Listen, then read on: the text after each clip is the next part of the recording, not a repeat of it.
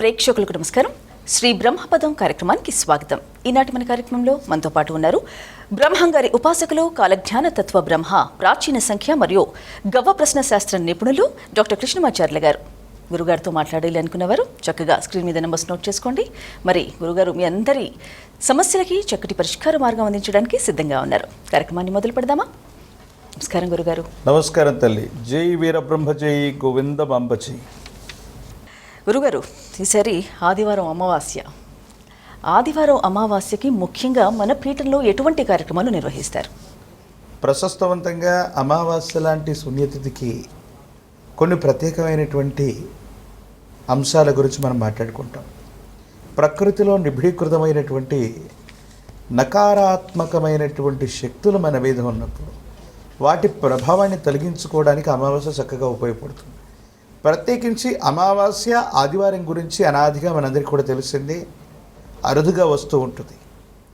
ఈ విశేషవంతమైనటువంటి నిజజ్యేష్ఠ మాసంలో ఏర్పడుతున్నటువంటి ఈ ప్రశస్తవంతమైన అమావాస్య ఆదివారం తిథినట్టు మన బ్రహ్మపద పీఠంలో కొన్ని ప్రత్యేకమైనటువంటి దశమహావిద్యల్లో మహాప్రత్యంగిరాది హవనాలు జరుగుతుంటాయి.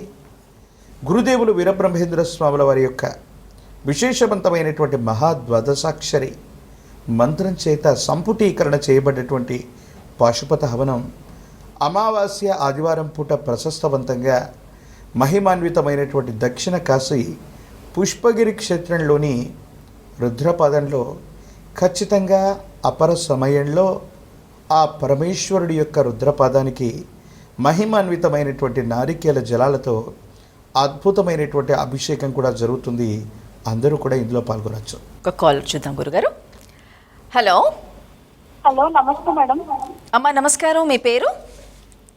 మా అబ్బాయి గురించి అడగాల మేడం. అబ్బాయి పూర్తి పేరు చెప్పండి అమ్మా. Prem Kumar madam. Prem Kumar. Date of birth చెప్పండి. May 30 2004 madam. 2004. ఏ సమయానికి పుట్టాడు బాబు? Morning 10:34 madam. 10:34. అమ్మా ఇప్పుడు 1 నుంచి 9 వరకు 3 అంకెలను చెప్పండి. 5 మేడం. 5 6 9. మాట్లాడండి. ఇప్పుడు గురువు గారు ఉన్నారు. శివాయ బ్రహ్మణే నమ, వీరబ్రహ్మేంద్ర స్వామినే నమో నమ. తల్లి నమస్కారం అమ్మ. అబ్బాయి ఏమైనా ఆదివారం పూట జన్మించినట్టుగా తెలుసా? అవును గురుగారు. హస్తా నక్షత్రం కన్యా రాశిలో అబ్బాయి జన్మించారు.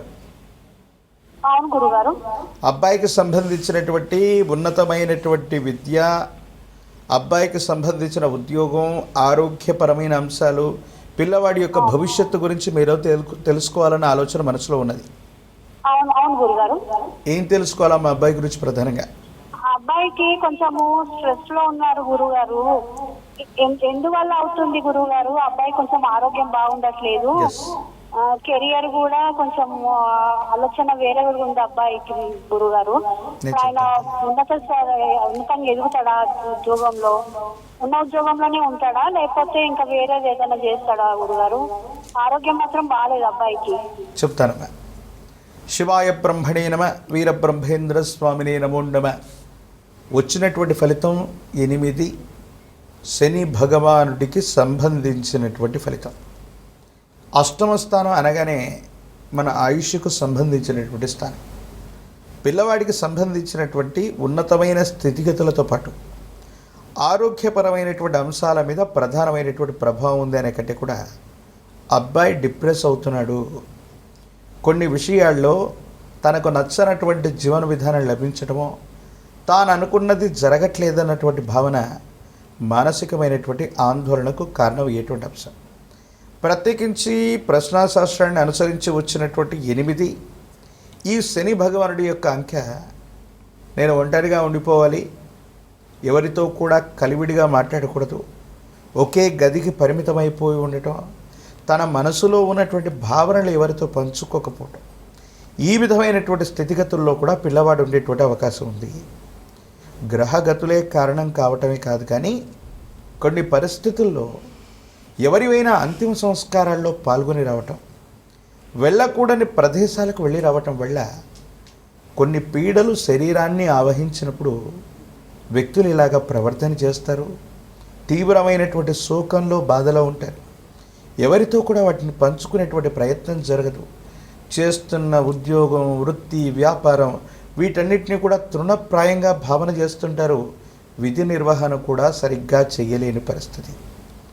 అబ్బాయి జాతకాన్ని అనుసరించి ప్రశ్నాశాస్త్రం ఏం చెబుతుందంటే, ఎవరో అంత్య సంస్కారాలు జరిగితే దగ్గరగా ఉండి పాల్గొనటం కానీ, లేదా వెళ్ళకూడనటువంటి చోటు నుండి వస్తూ ఉన్నటువంటి సందర్భంలో కానీ కొన్ని పీడలు ఈయన శరీరాన్ని ఆశ్రయించి ఉండటం వల్ల మొండితనం, పట్టుదలతో కూడిన జీవన విధానంతో ఉండటం, ఇదివరకు ఉన్నటువంటి ప్రవర్తన కంటే కూడా ప్రతికూలవంతమైన స్థితిగతుల్ని చూస్తూ ఉంటాం.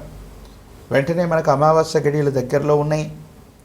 తాంత్రిక విధానంలో 3 పిడికిళ్ళ బియ్యం, అలసందలు, నల్ల మినుములు, విశేషవంతమైనటువంటి లవణం, నిమ్మ ఫలాలు వీటిని తాంత్రిక విధానంలో పూజిస్తూ అబ్బాయికి పీడ తీసేటువంటి ప్రయత్నాన్ని చేసి పచ్చని చెట్టు మీద వారి యొక్క వస్త్రాలని దగ్ధం చేయగలిగితే అబ్బాయి శరీరం మీద ఉన్నటువంటి సమస్తమైనటువంటి పీడలు తొలగిపోయే అవకాశం ఉంది. తంత్రమాల చూర్ణంతో 11 రోజుల పాటు విశేషవంతంగా స్నానాది క్రతువును చేయించి మహాకాలభైరవ రక్షణ పిల్లవాడి యొక్క మెడలో కట్టండి. చక్కగా ఆరోగ్యవంతంగా ఉంటాడు. ఉన్నటువంటి డిప్రెషన్స్ తొలగిపోతాయి. సానుకూలవంతమైన ఫలితాన్ని తప్పకుండా పొందుతాడు. గారు కాలర్కి ఇప్పుడే మీరు తంత్రమాల చూర్ణం గురించి వివరించారు. సో మన పీఠంలో దొరికే అద్భుతమైన దైవిక వస్తువుల గురించి ఒకసారి వివరిస్తారు.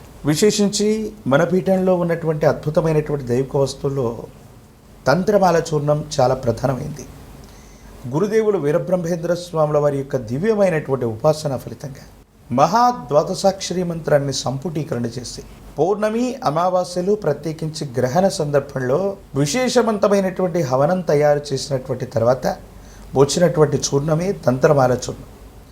ఎవరైతే దీన్ని నుదుట ధరిస్తారో, ఎవరైతే ఈ చూర్ణంతో అనునిత్యం స్నానం గావిస్తూ ఉంటారో వాళ్ళ శరీరాన్ని ఆశ్రయించినటువంటి సమస్తమైనటువంటి నకారాత్మకమైన శక్తులు తొలగిపోతాయి. నరఘోష, నరధిష్టి, నరపీడలు తొలగిపోవటమే కాదు, వాళ్ళ శరీరం మీద ఉన్నటువంటి సమస్తమైనటువంటి ఇబ్బందులు తొలగిపోయి సానుకూలవంతమైనటువంటి ఫలితం వచ్చే అవకాశం ఉంది.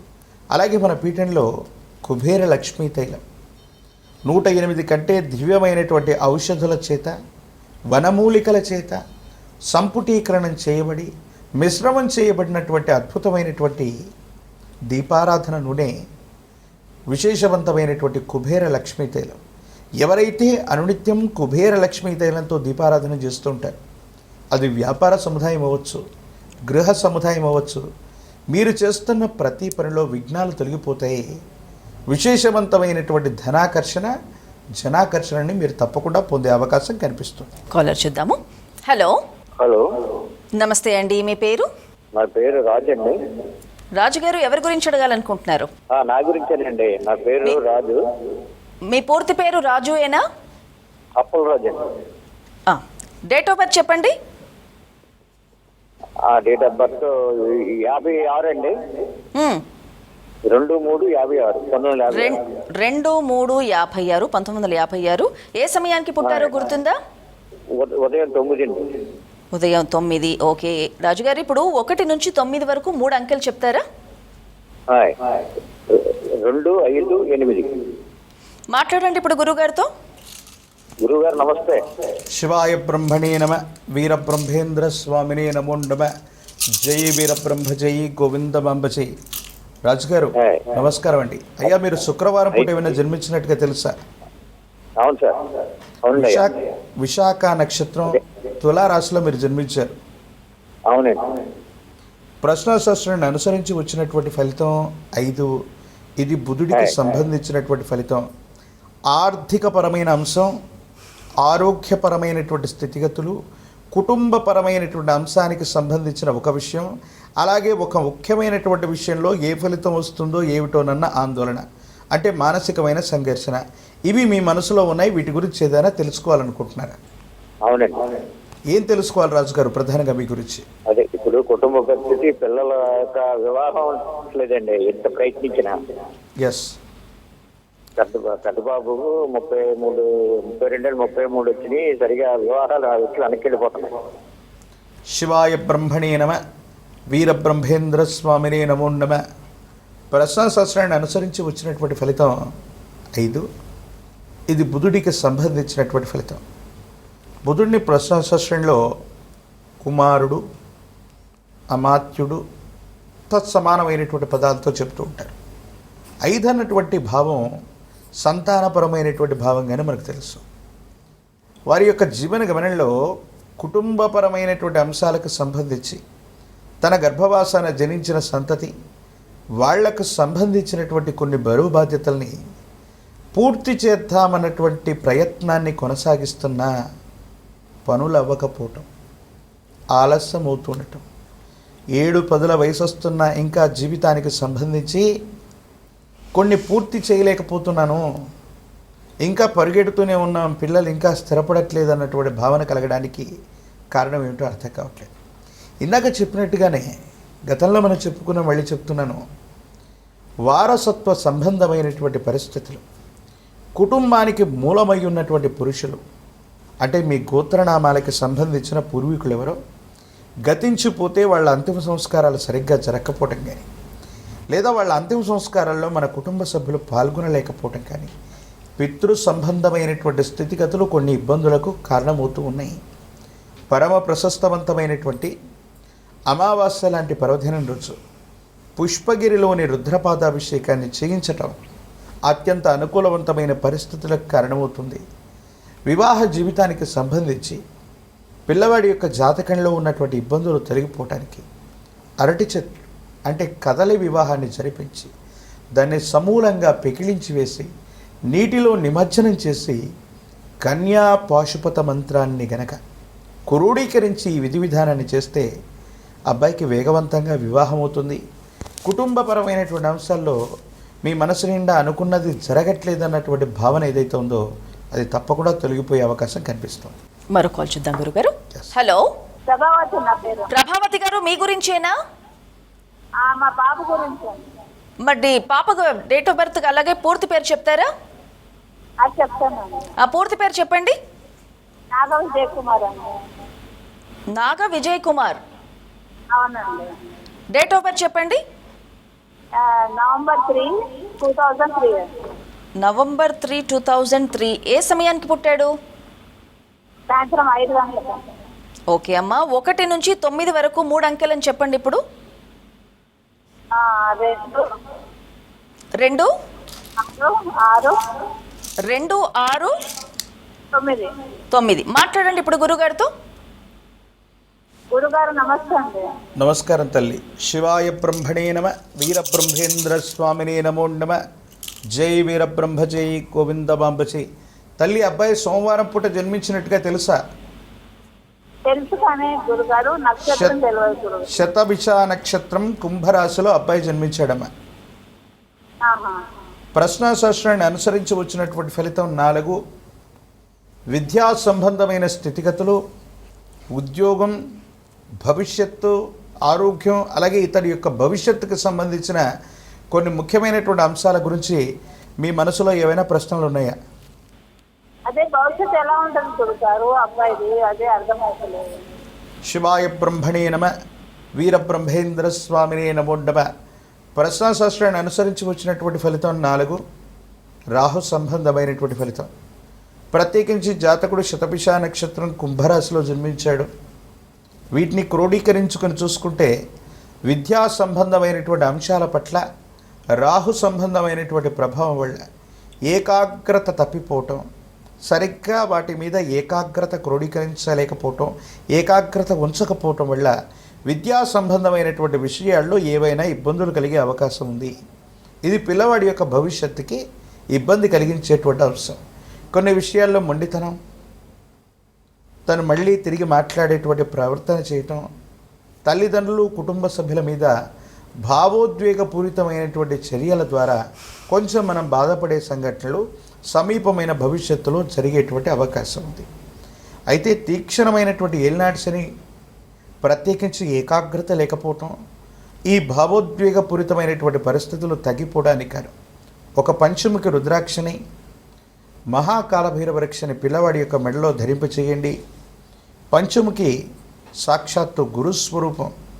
విద్యా సంబంధమైనటువంటి అంశాల్లో ఉన్నటువంటి ప్రతిబంధకాలు తొలగిపోతూ ఉంటాయి. ప్రత్యేకించి అబ్బాయి జాతకంలో తీక్షణమైనటువంటి ఏలినాటి శనిలో కూడా అద్భుతమైన ఫలితాలు రావడానికి మహాకాలభైరవ రక్ష అనుకూలవంతమైనటువంటి స్థితిగతులకు కారణమయ్యేటువంటి అవకాశం ఉంది. ఈ రెండింటినీ చేయటంతో పాటు మీ సమీప ప్రాంగణంలో ఎక్కడైనా సరే హనుమంతులు ఆంజనేయ స్వామి వారి యొక్క ఆలయ ప్రాంగణానికి వెళ్ళి నాగవల్లి దళాలు అంటే తమలపాకులతో ఆంజనేయ స్వామి వారికి మాలను కట్టిన తమలపాకు మాలతో లేదా తమలపాకులతో పూజాది క్రతువు చేస్తున్న అత్యంత అనుకూలవంతమైన ఫలితాలు వస్తాయి. అబ్బాయి భవిష్యత్తు చక్కగా ఉంటుంది. ఏకాగ్రత కోల్పోయిన పరిస్థితి నుండి మళ్ళీ భవిష్యత్తు సానుకూలవంతమయ్యేటువంటి అవకాశం ఉంది. ఈ పరిహారాలు తప్పకుండా పాటించండి. విద్యలో ఆటంకాలు తొలగిపోతాయి. ఇప్పుడు మనకొచ్చే సమస్యలను బట్టి ఒక్కో గ్రహానికి ఒక్కో శాంతి చేయమని మీలాంటి గురువులు చెప్తూ ఉంటారు. అయితే అన్ని గ్రహాలకి కూడా ఐశ్వర్యానికి అధిపతి అయిన ఈశ్వరుడు, మరి గ్రహాలని విధిగా పూజిస్తే మంచి ఫలితాలు ఉంటాయా? ఏకంగా రుద్రాభిషేకం శివుడినే పూజిస్తే మంచిదంటారు? ఆదిత్యాయ చ సోమాయ మంగళాయ బుధాయ చ గురుశుక్రస్య నిభ్యర్చ రాఘవే కేతువే నమః. ఈ నవగ్రహాలకు అధిపతి అయినటువంటి వాడు రవి. అన్నిటికీ అధిపతి అయినటువంటి వాడు రవి. మీరు అన్నట్టుగా భోగభాగ్యాలని ఐశ్వర్యాన్ని కలిగించేది అమ్మవారు మహాలక్ష్మి అనుకుంటారు. మీరు చెప్పిన మాట వాస్తవం ఏంటంటే ఈశ్వరుడు ఇవ్వాలి, ఇల్లు నిండాలి. ఈశ్వరుడు ఇవ్వాలి, ఇల్లు నిండాలి. ఈ నవగ్రహాలకి అధిపతి అయినటువంటి వాడు సూర్య భగవానుడు. సూర్య భగవానుడిని విశేషవంతంగా కొన్ని విషయాల్లో సూర్య నారాయణమూర్తిగా కొలుస్తారు, అంటే విష్ణు స్వరూపంగా. ప్రత్యేకించి ఆ రవితో సహా సమస్తమైనటువంటి నవగ్రహాలు ఆ భూతపతి పరమేశ్వరుడి యొక్క పాదాల చెంత ఆశ్రయించి ఉంటాయని చెప్తారు. మరి పరమేశ్వరుడి యొక్క కుమార స్వరూపమైన కాలభైరవుడే కాలం కదా, లేదా కాళికా స్వరూపమే కాలం కదా. ఈ ప్రకృతిలో ఉన్నటువంటి పంచభూతాలు నవగ్రహాలు ఈ ఆవరణతో కూడినటువంటి ప్రశస్తవంతమైన పరిస్థితి కాలంతో సంయుక్తమై మన జీవన గమనాన్ని ప్రభావితం చేస్తుంది. అంటే కాళిక, కాలభైరవుడు వీళ్ళ యొక్క అధీనంలో ఉన్నారు. వాళ్ళ యొక్క అధీనంలో ఈ 9 యొక్క గ్రహాలు ఉన్నాయి. కాబట్టి 9 గ్రహాల్లో ఏ గ్రహానికి సంబంధించిన ఇన్బ్యాలెన్స్ వచ్చినా మీరన్నట్టుగా వాటికి సంబంధించిన స్థితిగతులను చెప్పడమే కాదు, ఆ పరమేశ్వరుడి యొక్క నమక చమక మంత్రాలతో కూడిన ప్రశస్తవంతమైనటువంటి రుద్రాభిషేకం అన్నటువంటి క్రతువు ప్రశస్తవంతమైంది. అందుకే కాబోలు నక్షత్ర శాంతి చెప్పిన, శిశువు పుట్టగానే దోషయుక్తమైనటువంటి ఘడియల్లో జన్మించిన, ఎటువంటి శాంతి చెప్పినప్పటికీ కూడా రుద్రాభిషేకం అన్నటువంటిది విశేషవంతం. మీ దైనందిన జీవితంలో ఎలాంటి విపత్కరమైన పరిస్థితుల్లో మీరు ఉండవచ్చును కాక మహన్యాసపూర్వక రుద్రాభిషేకమే అక్కర్లేదు. కానీ లఘు విధానంలో అతి ప్రాచీనమైనటువంటి ఆలయ ప్రాంగణంలో, అంటే 100 సంవత్సరాలు లేదా అంతకంటే పూర్వమైనటువంటి ప్రాచీనమైనటువంటి ఆలయ ప్రాంగణంలో, ఎందుకు ఆనాటి కాలంలో వాళ్ళు చేసినటువంటి యంత్ర ప్రతిష్టలు కానివ్వండి, వాళ్ళు ఉపయోగించే విధి విధానాలు కానివ్వండి, వాళ్ళు పాటించే సాంప్రదాయం కానివ్వండి, చాలా విశేషవంతమైంది. అటువంటి ఆలయ ప్రాంగణాల్లో నవగ్రహాలు కలిగినటువంటి శివాలయంలో మాత్రమే మీరు చూడండి, 12 జ్యోతిర్లింగాల్లో ఎక్కడ కూడా నవగ్రహాలు మనకు ఉండవు. ఎందుకని? ఈ నవగ్రహాలు సాక్షాత్తు పరమేశ్వరుడి యొక్క పాదాలని ఆశ్రయించి ఉంటాయి. కాబట్టి 12 జ్యోతిర్లింగాల్లో కానివ్వండి, మీ గ్రామంలో ఉన్నటువంటి అతి ప్రాచీనమైనటువంటి శివాలయ ప్రాంగణంలో కానివ్వండి, పరమేశ్వరుడికి చాలా ప్రీతి కలిగినటువంటి రోజు ఒకటి ఉంది. ప్రతి మాసంలో ఒక శివరాత్రి పర్వదినం వస్తుంది. 11 శివరాత్రులు అయినటువంటి తర్వాత మహాశివరాత్రి పర్వదినాన్ని మనం చూస్తుంటాం. ప్రతి మాసంలో అమావాస్యకు ముందుగా త్రయోదశి, చతుర్దశి తిథిలో వస్తున్నటువంటి విశేషవంతమైనటువంటి మాసా శివరాత్రి పర్వదినం రోజు శుద్ధ జలం, విభూది భస్వం, మారేడు దళాలతో పరమేశ్వరుణ్ణి అర్చిస్తే చాలు, అభిషేకం చేస్తే చాలు, మీరన్నట్టుగా భోగభాగ్యాలనే కాదు సమస్తమైనటువంటి నవగ్రహాలని కూడా బంధించగలిగినటువంటి శక్తి ఆ నమక చమక మంత్రాలకుంది. అందుకే ప్రశస్తవంతమైనటువంటి గొప్ప గొప్ప శివాలయ ప్రాంగణాల్లో నవగ్రహాలకు అక్కడ స్నానం ఉండదు. చాలా అద్భుతంగా వివరించారు గురుగారు. ఇక కాల్ చూద్దాము. Yes. హలో, కుమారి అండి నా పేరు. మీ గురించి అడగాలనుకుంటున్నారా? బాబు గురించి అండి. బాబు పూర్తి పేరు చెప్పండి అమ్మా. మోహన్ అప్పలరాజు అండి. మోహన అప్పలరాజు. డేట్ ఆఫ్ బర్త్ 18/8/2004 అండి. ఏ సమయానికి పుట్టాడు? తెల్లవారుజామున 3 గంటలకండి, బుధవారం. ఓకే అమ్మా, 1 నుంచి 9 వరకు 3 అంకెలను చెప్పండి. 3, 8, ఓకే, 4. మాట్లాడండి. ఇప్పుడు గురుగారు ఉన్నారు. శివాయ బ్రహ్మణే నమ, వీరబ్రహ్మేంద్ర స్వామినే నమో నమ. జై వీరబ్రహ్మ జై గోవిందమాంబ జై. ఓం హ్రీం క్లీం శ్రీం శివాయ బ్రహ్మణే నమో నమ. అంటే వైదికంగా తెల్లారితే బుధవారం, మంగళవారం అర్ధరాత్రి దాటినటువంటి తర్వాత, అంతేనా తల్లి? శివాయ బ్రహ్మణే నమ. పుబ్బా నక్షత్రం సింహరాశిలో జాతకుడు జన్మించినట్టుగా తెలుసా? తెలుసు. అబ్బాయికి సంబంధించినటువంటి విద్య, ఆరోగ్యం, భవిష్యత్తు వీటికి సంబంధించిన విషయంలో ఏదైనా తెలుసుకోవాలనుకుంటున్నారా? అవును గురువు గారు. ఏం తెలుసుకోవాలి తల్లి ప్రధానంగా? గురువు గారు, ఇప్పుడు ఏది చేయడం కష్టం అన్నది తెలుసుకున్నాను గురువు గారు. చేపల చెరువులు చేద్దాం అనుకుంటున్నాడు గురువు గారు. ఏంటమ్మా? బిజినెస్ పరంగా చేపల చెరువు. చేపల చెరువు. ఎస్ తల్లి, అబ్బాయి జాతకాన్ని అనుసరించి పుబ్బా నక్షత్రం, సింహరాశి, ప్రత్యేకించి ఈ ఆంగ్లమానం 2026వ సంవత్సరంలో మార్చి 3వ తారీఖు అబ్బాయి యొక్క జన్మ నక్షత్రంలో ఒక చంద్రగ్రహణం సంభవించింది. ప్రత్యేకించి అది పుబ్బా నక్షత్రం. ప్రశ్నాశాస్త్రాన్ని అనుసరించి వచ్చినటువంటి ఫలితం 5. ఇది బుధుడికి సంబంధించింది. అంటే ఇతని యొక్క భవిష్యత్తుకు సంబంధించి మీరు అనుకుంటున్నట్టుగానే అది బిజినెస్ అవ్వచ్చు, వ్యాపారం అవ్వచ్చు, ఉద్యోగం అవ్వచ్చు, వృత్తి అవ్వచ్చు. నా లెక్క ప్రకారంగా కొంతకాలం ఆగటం, ఎందుకంటే అష్టమశని తీక్షణంగా నడుస్తుంది. దేవగురువు అయినటువంటి బృహస్పతి కర్కాటక రాశిలో సంచరిస్తున్నాడు. అంటే సింహరాశికి వ్యయ స్థానంలో బృహస్పతి యొక్క సంచారం ఉంది. ఒకవైపు అష్టమశని, ఒకవైపు గురుబలం లేకపోవటం. ప్రత్యేకించి ఈ చంద్రగ్రహణానికి సంబంధించినటువంటి 6 మాసాల కాలం, అంటే ఇంచుమించు సెప్టెంబర్ వరకు కూడా అబ్బాయి జాతకంలో సరైనటువంటి గ్రహగతులు లేవు. ఈ సందర్భంలో మనం వ్యాపారాన్ని ప్రారంభం చేయటం వల్ల కొన్ని ఇబ్బందులు, అవరోధాలు, ఆటంకాలు ఎదుర్కొనేటువంటి అవకాశం ఉంది. కాబట్టి సెప్టెంబర్ మాసం దాటినటువంటి తర్వాత లేదా విజయదశమి, నవరాత్రులకు అటు ఇటుగా మీరు ఈ విధమైనటువంటి వ్యాపారంలోకి నిక్షేపంగా వెళ్ళవచ్చు. దాంట్లో అనుకూలవంతమైనటువంటి ఫలితాలు తప్పకుండా వస్తాయి. కానీ యోగదాయకమైనటువంటి స్థితిగతులు రావడానికి దేవగురువు అయినటువంటి బృహస్పతి అతిచారం వల్ల అబ్బాయి యొక్క జన్మరాశిలోకి ఇదే సంవత్సరంలో రాబోతున్నాడు. వచ్చే సంవత్సరం ఇంకా చాలా మెరుగైనటువంటి ఫలితాలు కూడా ఉండబోతున్నాయి.